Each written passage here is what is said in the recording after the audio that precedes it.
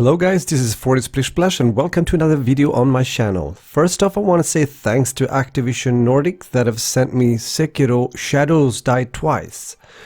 So today I'll let you guys know what I think about this game that was released on March 22nd, and right now it costs about 60 euros on Steam and it has overall positive reviews on the platform as well. This game is made by FromSoftware, the developers behind games such as Dark Souls and Bloodborne. So if you are familiar how these games are played, then you will have an advantage when you're getting into Sekiro Shadows Die Twice.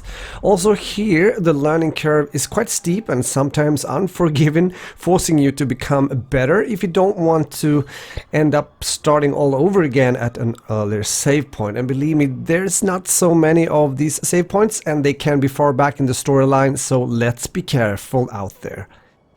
Let's talk about the storyline. You're playing here as a hard-hearted warrior whose mission is to rescue his master, a young lord who is the descendant of an ancient bloodline and exact revenge on his arch nemesis.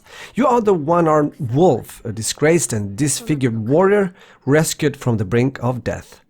It's all set in the reimagined world of the late 1500s Sengoku Japan, a brutal, bloody period of constant life and death conflict.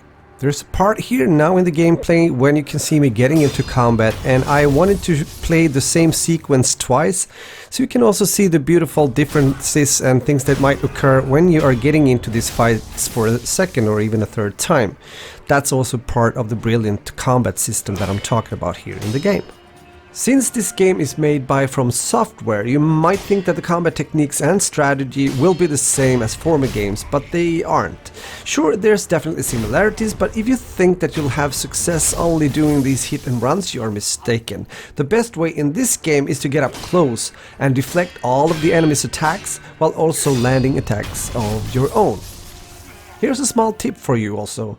Use the lock on target option most of the time when fighting, but try not to when you're meeting bosses or larger enemies overall. It sometimes works better to just strafe around the enemy without locking on to these beasts. There are upgrades to get that will interrupt opponents' attacks, but I will not say how and what because I'm trying to keep this review without spoilers. That's why I've also decided not to show parts in the gameplay or in cutscenes that reveals anything that will destroy your own experience of the game. Meaning that most of the game clips you're watching here are from the start of the game.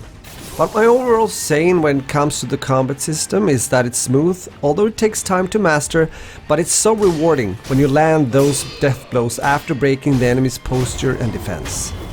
The menu system also works well in the game, giving you the choice to use shortcuts for valuable items such as heal, etc. And you can spend skill points earned in the game to acquire skills from the Acquire Skills menu at Sculpture's Idol. You can also resurrect when killed, but resurrection cannot be performed repeatedly without taking the life of enemies or performing death blows on powerful foes. There's a thing happening if you die too many times that might not be noticed at first when you're spawning back, and it has to do with the friendly characters you've talked to earlier in the game. What it is, that's up to you to find out if you choose to play the game. There's a lot once again to say about the combat system, so I want to mention a few more things that might motivate you to not only get the game, but also level up as you get deeper into the story and the different levels. Wolf has many tools for defeating his enemies, a prosthetic arm, which is a bit of a spoiler, although I won't explain that much further here. His sword attacks, of course, and also deflecting the enemy's attacks, very essential in the game. Combat arts that are usable once the skill tree is unlocked. Shinobi martial arts, which gives you the ability to jump kick, counter stealth initiations, and in jutsu techniques that can be unlocked about mid-game, which I think is pretty sweet. The good part is that the fighting with the sword alone is so fun and interesting, so you don't really miss out on anything in the beginning. It's also one of the most essential parts to master, so when you then start to unlock the rest, it comes at a point in the game where you also start to meet tougher enemies, so it kind of all makes sense. Another tip is to make sure to pick up the items that are scattered a bit here and there, such as gourd seeds, prayer beads, etc. Since you can, for example, head to the Sculpture's Idols menu when you have collected 4 prayer beads, and then select Enhance Physical Attributes and then convert them into a prayer necklace, which will enhance your vitality and posture.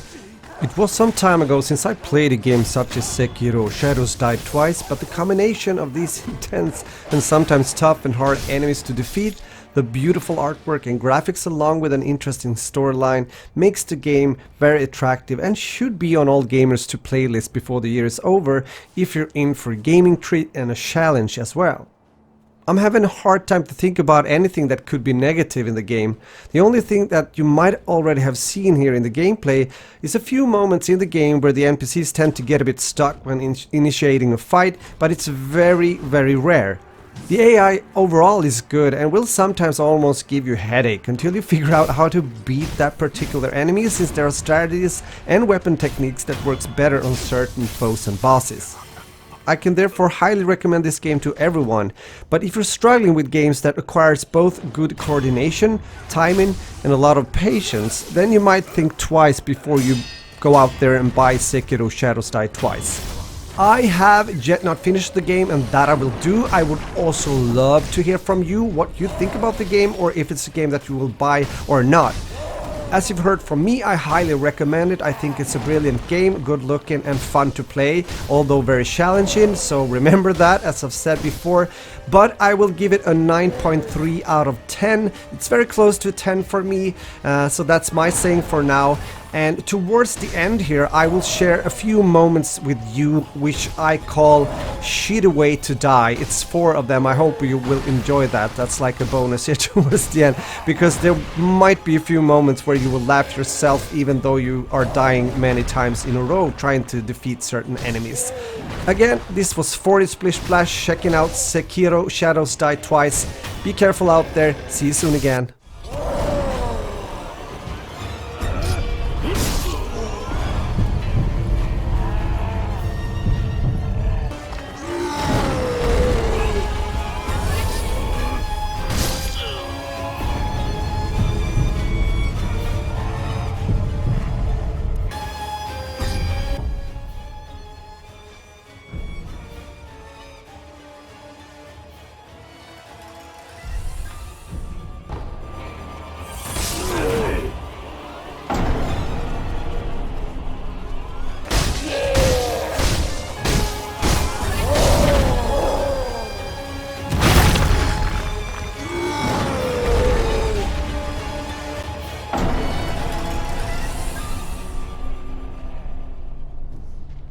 Thanks a lot for watching, and if you're subscribed to my channel or if you're a new subscriber, don't forget to turn on the notification bell, and also put on all notification if you want to see when I upload a new video or if I go live, meaning live streaming. That's the system on YouTube nowadays, so please do that. Thanks for watching again, bye bye.